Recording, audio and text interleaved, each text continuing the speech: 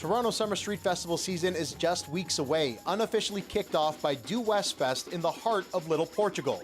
2 years ago, a man drove through the metal barricades, restricting vehicular access to Dundas Street West. And we've seen that they actually do nothing to stop a car.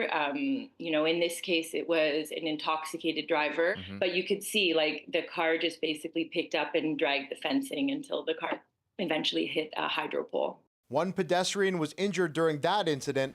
Last week at the Lapu-Lapu Filipino Festival, the unimaginable, where one man drove into the crowd, killing 11 people. Today, the city having a scheduled quarterly meeting with festival organizers. It was supposed to be about how the 2026 FIFA World Cup will impact them, but what happened in Vancouver has reframed everything. The City of Toronto will do everything we can to keep people safe.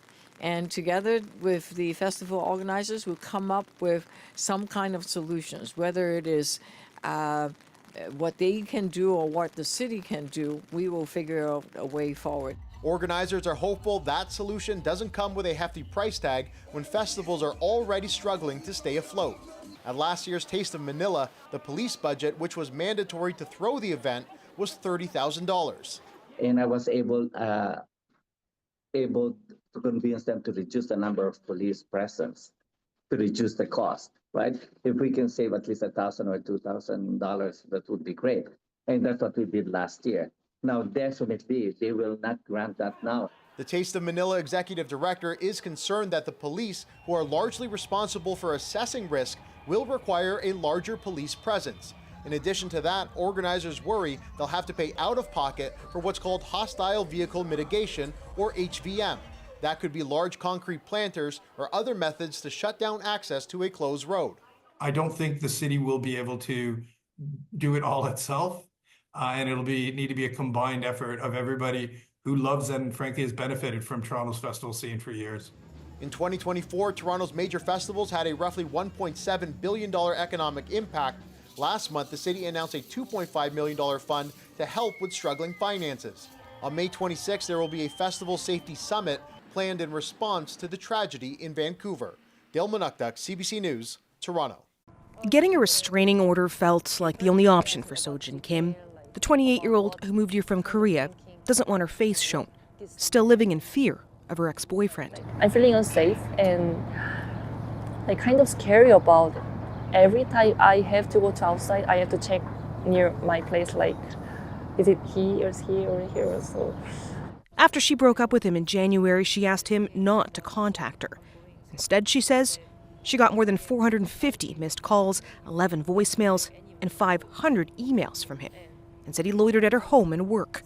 A court granted her a restraining order, but Kim says his messages just continued, even Interact e-transfers with messages.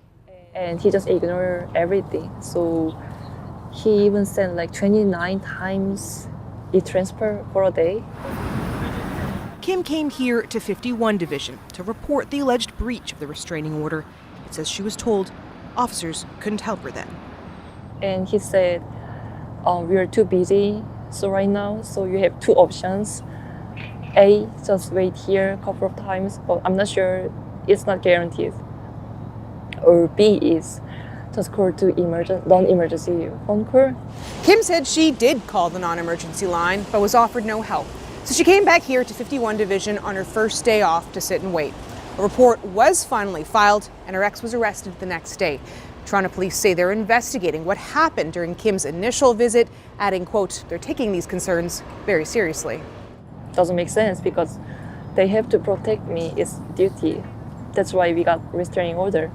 So if I got restraining order, if they don't do anything, then what's the point about restraining order? She is not the only individual, only survivor, unfortunately, who has had this type of worrisome, problematic interaction with Toronto police. This advocate says reporting incidents of harassment or violence isn't easy for women, but to be dismissed sets a dangerous precedent. It stops them. Nobody wants to go and sit and either not be believed or told to wait or told to go and call an emergency line. When police are not effectively enforcing protection orders, it actually means that abusers are more empowered to keep breaching those orders. The Law Commission of Ontario is in the midst of a complete review of protective orders in this province, including how they're enforced. The project lead says they've seen cases where breaches that involve physical violence are treated differently than those that don't. So there seems to be a bit of a disconnect between what the purpose of protection orders is and a bit of a misunderstanding of the fact that protection orders are in place to stop violence from escalating. As for Kim, her ex has now been charged. She said she's sharing her story so that other vulnerable women in her position continue to speak up until they get the help they need. If there's someone hesitate about report or something, then I would say like just do it for your safety. Farah Morali, CBC News, Toronto.